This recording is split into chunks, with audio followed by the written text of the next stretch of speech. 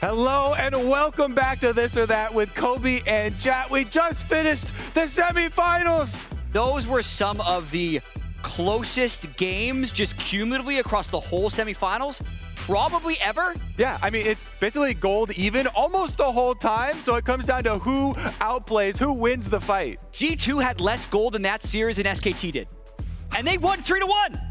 Let's get into the slides while we have time here.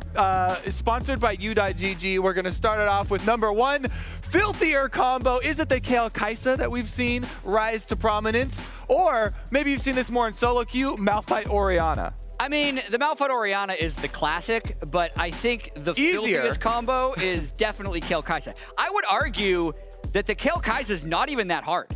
Like, you just land a Kai'Sa W and you get in there. Like, then you just hit everyone. Whereas this can be like, you can flash the shockwave, you can lose all the damage. Even if it misses, it's still an invulnerable Kai'Sa killing you. Honestly, we've seen some answers to it. You know, Gragas and the ultimate, knocking it back. There are lots of things that can still play there. Whereas this, you press Rs. I am going to go with the filthier combo being Kayle and Kai'Sa because I feel like also press Rs here. Filthier means there's more skill involved, more outplay potential. This one, like, maybe you Malphite, you flash closer to get your R. I think that one for sure. Make sure to go to the Worlds Tracker at u.gg/TOT as we get to slide number 2 right here. So better G2 honor, tilt proof, or great shot calling? I go great shot calling. I thought there a third that we're not including here? Yes. The GG Heart? Yeah, who needs that one? Okay. I just checking. Of course, they always have fun. Have you seen their memes? Have you listened to the comms for them? That one is a given. I'm going great shot calling because there are so many moments in this game. You're talking about how close it is, how much gold parity there was in all of these series. The objective trading, sometimes they got actually behind on tempo and they were able to make these plays and make these calls that got them back into a favorable position. Because even though the gold is close, the team comps were very different. I disagree. I'm going to compliment them in a different way. So I think the great shot calling was matched by SKT in a lot of ways. That's why the game was close, and that's why they had to win the game through team fighting largely. They were outplaying SKT in team fights, and since I think SKT definitely effort tilted, G2 was tilt proof. That's why they win. They're down 4 Drakes to SKT. They get tilt proof for effort tilting? Because they were tilt-proof, yeah. They were down in almost every game they won. G2 are the team we're honoring, not SKT. Yeah, so G2 is tilt-proof. Okay. You don't tilt-proof someone for tilting, it's the opposite. We are not going to find consensus on this slide. Next one. Right, they're tilt-proof. Feels worse. Losing with 2 Barons or doing 7 damage with Kayle. So this one for sure feels worse to me because that's pinpointed on a single player. It's true. I mean, both are feeling pretty bad. The Shy felt like he had the game in his hands. He had a 20-stack Medjai's, level 16 Kayle, and just died like 7 times. SKT, how many Barons did they get in that series? 5, I think? G2 got 1. Yeah. So, man, this is a tough one. The Shy, though. Yeah, I felt like I was more sure we were going to a game 5 in that series than I was sure we were going to a game 5 in this one, because even though they were getting Barons, like, it was something else about their coordination and G2's coordination that was stopping them from winning. Exactly. So the Barons came at a cost. This one felt like just so much laser focused on him. All right, next slide. You can only do 7 damage if some of it's used into a shield. Like, I tried to think of it. The 7 damage is just a meme part to bring that up, but I know. 7 damage is the fight where he and JackeyLove just chase into the fog of war. Yeah, but like 7? Like, he completely throw an auto does more than that. Okay, anyway. What does peak League of Legends look like? FPX versus IG or SKT versus G2? I like this one. Yeah. Because a lot of people were flaming this FPX IG series, and definitely admit, super high kills, chaos later in the game, but there were also moments in that game that were really well set up and well thought out. Yep. Most of them on the side of FPX. Yep. Now that you've talked about the other slide, tell me why it's that. Exactly. You already knew. Because the macro and the way G2 was making moves and the way SKT was responding to it, and then how they eventually found something that neither team was willing to give up, and that's when they clashed. It's beautiful. G2. All right, we mind melded on this one. I still don't think G2 were in a position to tilt, though. That one. They were tilt proof.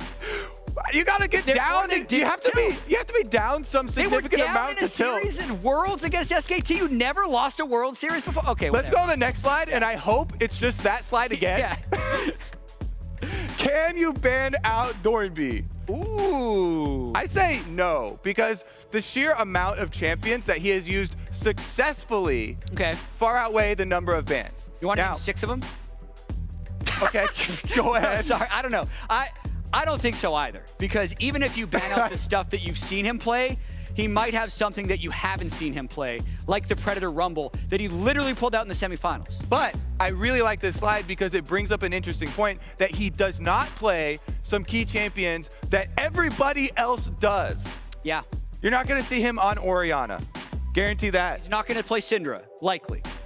I say guarantee on mine. Jat will give you a 90% guarantee. I mean, I've tried a few like really hard and fast predictions this Worlds, and I'm not quite hitting them 100%, so I'll say probably. Okay. Next slide.